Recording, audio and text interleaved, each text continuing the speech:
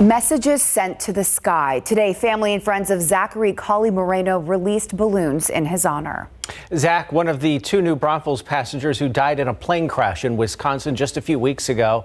His grieving family tells the Night Team's Avery Everett the tragedy has brought dozens of people together. We want to send him a little message. There's no easy way to reach the sky. It's very hard. But family of Zachary Moreno are hoping to send one final message. And we want to let him know that his legacy will go on and his passion will go on as much as we can possibly do that for him. A life lost doing something he loved. Zach was one of two people from New Braunfels that died in a Wisconsin plane crash just a few weeks ago. He was so young and he had so much to give. A lover of history and traveling. Family and friends say Zach pursued everything he could with passion, and they hope to do the same with one final send-off. I wrote to him, "Fly with the angels, Zach." And why'd you write that? Because he loved to be on the planes. But this takeoff came with tears. It feels really proud that he was able to do that and reach out to so many people. His grandmother says she still can't say goodbye. We love him. But she's holding on, knowing he's finally flying high. The Commemorative Air Force in San Marcos has set up a scholarship fund in Zach's memory. Those details are on our website, KSAT.com. For now, I'm Avery Everett, KSAT 12 News.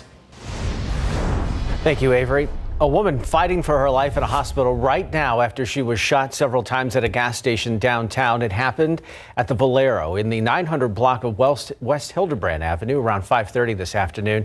Officers say they found the woman shot in the head and chest when they arrived.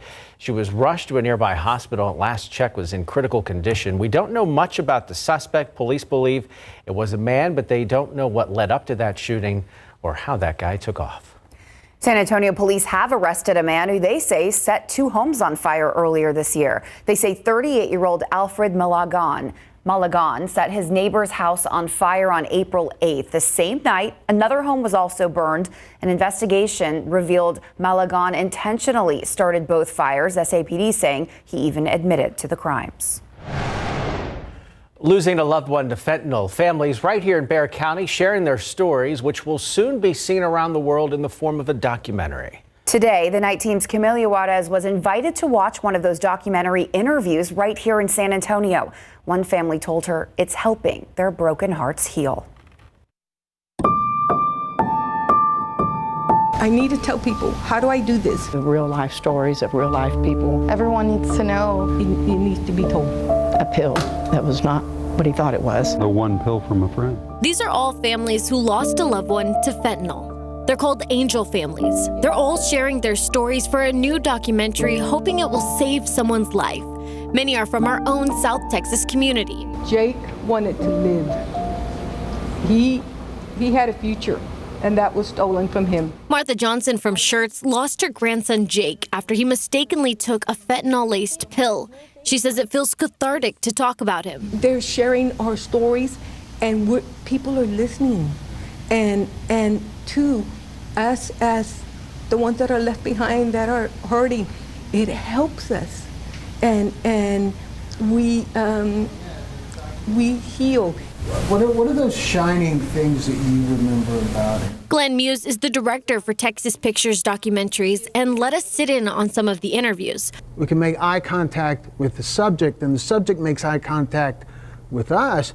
Showing us how he makes the families more comfortable by using a device that blocks the camera. It's impactful. The documentary is connecting angel families together through the interview process. I'm like, oh my goodness, that sounds like my story. Mm-hmm. I could relate to that, and it helps me. But also online. Muse says the project started with a few dozen interviews on YouTube. Each video has nearly 50,000 views. And they're finding this series and finding some comfort in seeing that they're not alone. Now, as you can see, the documentary is still in the works and won't be released for at least another year, but you can see interviews with angel families right now on YouTube. We have a link to that on our website. Camila Juarez, KSAT 12 News. Important to share those stories. And last month, we had a Fighting Fentanyl town hall discussion right here on KSAT 12. Yeah, we spoke to several people who have had personal battles with fentanyl and also some who have lost loved ones. The entire goal of the special, start a conversation with your kids and loved ones about the dangers of this deadly drug. You can watch that special right now on our website by just scanning the QR code you see on your screen. Helping folks on the East Side meet their needs. That was the goal of the American Indians in Texas East Side Alive Resource Fair today. But it was more than just a resource fair. It was a celebration of East Side culture. And with the help of some local nonprofits like the San Antonio Food Bank and Metro Health, families got some much needed help. Things like back to school supply giveaways and other items were raffled off. Students all across the Alamo City are headed back to the classroom this week. Alamo Heights, East Central, Harlandale, Lackland, Northeast, Southside ISD, and Uvalde CISD all start on Monday. SAISD, Shirt, Cibolo, Universal City ISD begins Tuesday. And lastly, Floresville, Judson, and Randolph Field ISD will begin on Wednesday. You can find a full list of school start dates on our website, KSAT.com. And you still have another day to save a little extra cash before sending your students back to school. Tax-free weekend ends tomorrow. For every $100 you spend this weekend, you can save about $8 on qualifying items like clothing, shoes, backpacks, and school supplies. For the full list of items that are not under tax-free weekend exemptions, just head over to our website, KSAT.com.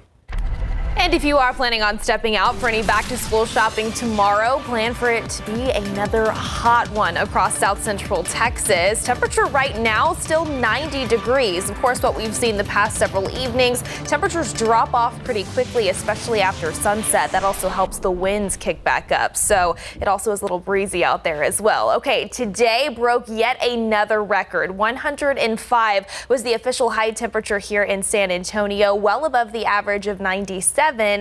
But you can see that did break the record of 104 that was set back in the 1960s. Also made for our 9th consecutive day of record heat here in town. And here's the thing about that heat, it is still not going anywhere. In fact, more triple digits will take us all the way through next week, as well as more opportunities to tie or break some more record highs. Elevated fire danger is also going to continue as well. So that's something that we'll need to keep in mind. But there is the potential to find maybe an isolated shower or two early next week. We're going to get you all those details coming up in just a few. Still ahead on the Nightbeat, roaches and dirty conditions led to re-inspections at a San Antonio coffee shop and convenience store with a history of low scores. We go behind the kitchen door again to find out more. Plus, broken headstones were scattered throughout a San Antonio cemetery last week. Police and officials say there was no foul play, but a man that has a loved one buried there isn't buying it. And detailing disaster, wildfires have taken the lives of dozens of people out in Hawaii. Coming up, we go to Maui, where residents are just starting the long road to recovery. Those deadly wildfires responsible now for killing at least 89 people on the Hawaiian island of Maui, and officials only expecting those numbers to go up. Residents in some parts of the island just now coming back from evacuating, many of them finding out, though, they are coming back to nothing. Tonight, ABC's Melissa Dawn in Maui with an update on that disaster. Those raging wildfires on Maui are now Hawaii's deadliest natural disaster in the state's history. On Tuesday, the flames, fueled by hurricane-force winds, torched several areas on the island. Annalise Cochran described how she survived, spending more than 7 hours in the water. I climbed over the seawall into the ocean, and while the fire was happening and the cars were exploding, we would duck into the water and we would put our mouths as close to the surface as we could so that we could breathe. Residents of the historic town of Lahaina returning to find their homes reduced to piles of ash and rubble. Officials say more than 2,200 structures damaged or destroyed. More than 85% were residential. Hundreds and hundreds of cars are lined up along the road waiting for that opportunity to go back to their communities. It's been 4 days and they're awaiting a grim journey to see what's left of their homes. They will not let us get through. On Saturday, officials opened one route into West Maui for residents who must show proof of residence, but we saw many people turned away. The state attorney general has announced a comprehensive review of Maui's evacuation policies, including systems for notifying residents to get out during emergencies, notifications many here say they never received. There were no alarms or no warnings. The Lahaina Luna blew up like in a matter of 5 to 10 minutes. If I didn't have my Jeep running with the AC on when the fireball went over my head, I wouldn't be here right now. Many expressing to me the frustration they have with officials and the response to the fires. If you didn't know how to get out of town, or if you were stuck in that traffic, you were subject to whatever the whims of the fire were, and there was nobody there to help you. New video from the Hawaii Department of Land and Natural Resources shows what happened to the town of Kula. You can see nothing but concrete columns left at this home. Melissa Adan, ABC News, Maui. So devastating. Back here at home, the Alamo welcomed visitors from far and wide today to celebrate a very special birthday. Yes, that of Davy Crockett, the king of the wild frontier, was born on August 17th, 237 years ago. This year, the Alamo started celebrating a few days early. Crockett was a Tennessee congressman who played an important role in the Texas Revolution and died defending the Alamo. History lovers and families visited the Alamo to learn more about the last stand through living history exhibits and other demonstrations. I got to do some shooting because now I'm officially an Alamo defender. Official Alamo defender. We'll take them.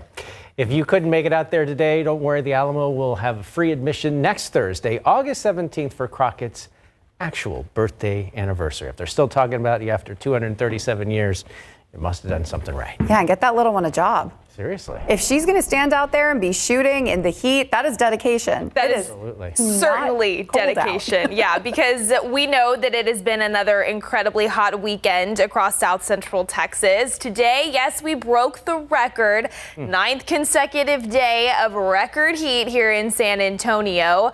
And it also made for our 47th triple-digit day so far this year. Take a look at these stats here, the top 5 years for triple-digit days. So we're just going to tack on to this number in the days ahead because we still have that heat, high pressure in control. And yes, it is going to wobble around a little bit more in the coming days, still not completely going away, but especially by early next week, there is the potential that it moves far enough west that we could manage to squeeze in an isolated shower or storm or two. So we'll talk about that in just a second. But first, I want to get you a look at your KSAT 12-hour forecast for the back half of the weekend. I think like what we saw earlier this morning, some clouds are going to build back in by sunrise tomorrow, thanks to the fact that the humidity builds overnight as well. It's going to be a warm and muggy start, around 80 degrees by 7 a.m., 94 at noon. Plenty of sunshine returning for any lunchtime plans that you may have out and about. And you can see even more sun is expected into the later portions of the afternoon with that forecast high pointed around 104 degrees. Winds will be breezy, also like today out of the south at about 10 to 15, gusting upwards of 20 to 25, especially as you head into the evening hours. Again, 102 in Bulverde, 105 in Floresville. That forecast high tomorrow, 105 in Pleasanton, 104 in Rio Medina, 102 off to our northwest across portions of the hill country for places like Kerrville and stretching over to Comfort. Now, if that 104 verifies tomorrow, we should sit shy of the record of 106 set back in the 1960s. But after that, you can see that we have daily opportunities to come close to, tie, or break the existing record highs going forward. In fact, as that high pressure strengthens yet again by the middle to later portions of next week, it is possible that those afternoon highs come up by a degree or two yet again. So here's where that high pressure is right now. You can see the rain and storm making energy just floating around the northern edge of that high pressure system. Even some severe weather possible well off to our northeast near New York as well as DC, with an area of low pressure moving closer to the New England states. Watch what happens here over the next couple of days. So by Monday and Tuesday, that center is going to start to wobble around a little bit more, and eventually position itself over the Four Corners region. And if we can find that, that may leave just enough room for a weak frontal boundary to push through the Lone Star State.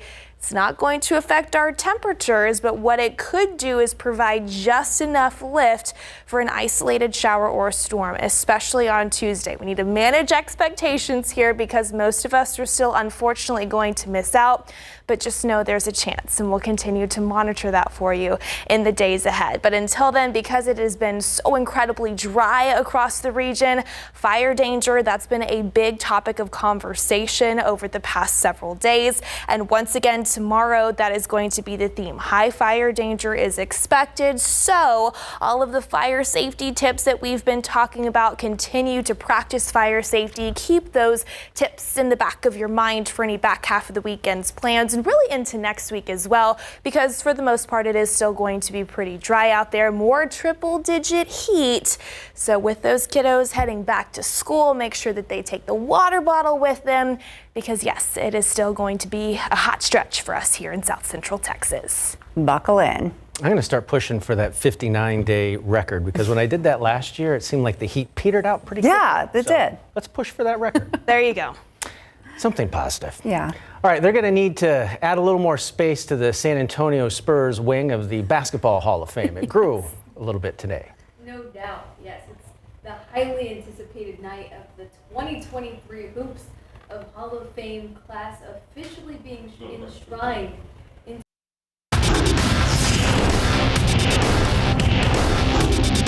I always tell my kids, dream big. And when you say your dream to somebody and he's not laughing at you, you don't dream big enough. And so when I was in France, they will always say, oh, you're too small, you're too skinny, you will never make it. But I'm the one who's laughing now. Tony Parker's captivating Hall of Fame speech, just one of many heartfelt moments from tonight's enshrinement ceremony. It's time for Big Board Sports.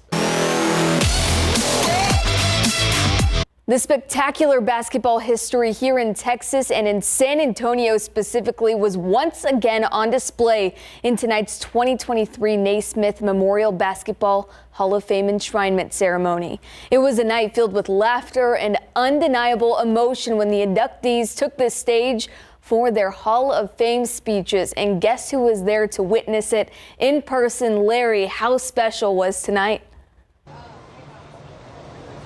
Yeah, thank you very much, Mary. You know what? Tonight was very special indeed. My first time covering this event, and it's something I'll truly never forget. Now, what a great night here at Symphony Hall in Springfield, Massachusetts. The Basketball Hall of Fame class of 2023 is now enshrined. From the red carpet to the ceremony itself, it was a stellar evening for basketball. Former Spurs point guard Tony Parker was the first enshrinee to take the mic this evening. He was presented by his Hall of Fame teammates Manu Ginobili and Tim Duncan. Center Pau Gasol, who played 3 seasons with San Antonio, was presented by the great Tony Kukoc. Spurs head coach Greg Popovich was presented by the Big Three and 5-0 himself, David Robinson. And Becky Hammon, who got in around 7 this morning after coaching the Aces last night, was the last member of the Spurs to talk. She was presented by Cheryl Swoops and Teresa Weatherspoon. Here are some of our favorite moments from their speeches. My rookie year, Timmy didn't talk to me, my rookie year. And people think I'm crazy when I say that, but it's true. Timmy don't like French people. Okay? He doesn't like my French accent. It's not until I play good in my rookie year against Gary Payton finally say 1 word. Actually 2 words, 3 words. I'll remember. Basically, we'll be all right. I just love the opportunity to play with you guys. It was truly an amazing experience, and I'll always forever be thankful. Thank you, RC, also for the opportunity. My wife and I will always cherish those 3 years in San Antonio. You spoke courage into me with a phone call as I was getting ready to coach that first summer league team in 2015. You said, just be you. You're going to be great. You've changed the trajectory of my life and of so many other girls and young women. Thank you. I love you. For me, it's unimaginable, and that's not an attempt to be humble. This is unimaginable. And for anybody that's gone through this and felt it, it's not something you think about as you're growing up. It's unimaginable. I'll tell you what, those are some great speeches, and Tony Parker was very funny tonight. We'll have more from the enshrinement ceremony tomorrow at 5:30, then on the Nightbeat and on Instant Replay. All right, let's send it back to San Antonio, where Mary has more. Thank you, Larry. What a night. Well, later in this show, we take a look at the Cowboys' preseason debut against Jacksonville. It was a good one.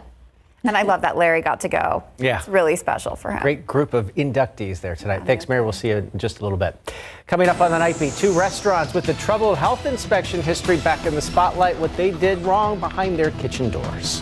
Plus, police investigated a San Antonio cemetery after finding headstones and grave markers in places they shouldn't have been. How they said they got there and why one man doesn't believe it.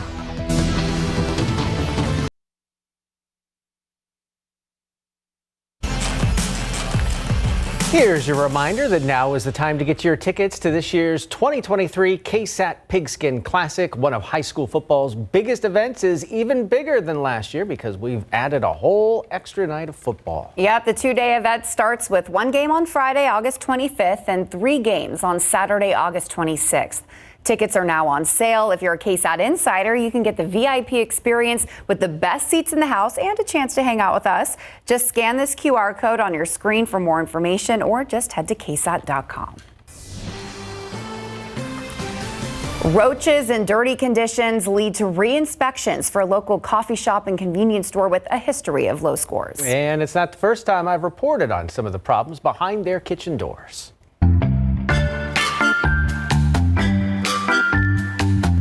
Picnic Foods, located in the 1200 block of South General McMullen, had their June inspection score of 81 posted right on their front door.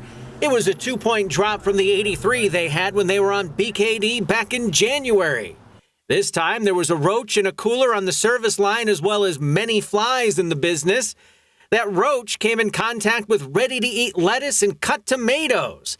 The pickle tongs were rusty, the ice scoop found on top of the dirty ice machine, and the ice bucket was broken and cracked. The inside of the ice machine had a pink and black mold-like substance growing on the walls. They also needed to clean up grease that was caked on the floors, equipment, and walls. A re-inspection was ordered. Lucy's Cafe in the 500 block of West Mitchell Street earned an 82. Some foods were found held at improper temperatures. A bag of chili powder had live weevils, while a bag of dried shrimp had ants. Small live roaches were also spotted near a sink. Metal racks in a refrigerator had peeling paint, and they needed to do a thorough cleaning. They were given 10 days to make corrections before a re-inspection. Jim's Restaurant, located at the corner of Culebra and Loop 1604, earned an 86 and a re-inspection. This is the 3rd time the business has been on BKD. Raw chicken in a cooler was too warm. It was moved to a working cooler. There were live roaches along the cooking line and in a non-working cooler. The business told to intensify cleaning efforts to remove food and grease buildup on the walls, floors, and ceilings. They were also told to stop storing employee hats on top of clean plates. From behind the kitchen door, Tim Gerber, KSAT 12 News. Put your hats on the plates. Happening around America, a Pittsburgh neighborhood is in ruin after a home exploded this morning. Take a look. Investigators say that explosion flattened one home, and then the flames from that blast destroyed 2 nearby houses as well. At least a dozen more homes in the neighborhood, all dealing with some sort of damage. Several people were sent to the hospital after the blast. First responders still digging through the debris, trying to find 3 unaccounted for people. Well, the Food and Drug Administration is issuing a warning about tests for pregnancy, ovulation, UTIs, and other conditions. The manufacturer, Universal Meditech Incorporated, has stopped all operations and is no longer providing support for the tests. The company has recalled tests from shelves, and the FDA is advising anyone with tests from that brand to throw them out because they are not effective. The tests were distributed under brand names such as AC&C, Healthy Wiser, Home Health US, and Prestige Biotech. Coming up next on the Nightbeat, a cemetery scattered with broken headstones and grave markers prompted police to investigate. They say there's no foul play, but one man we talked to says he's not buying it.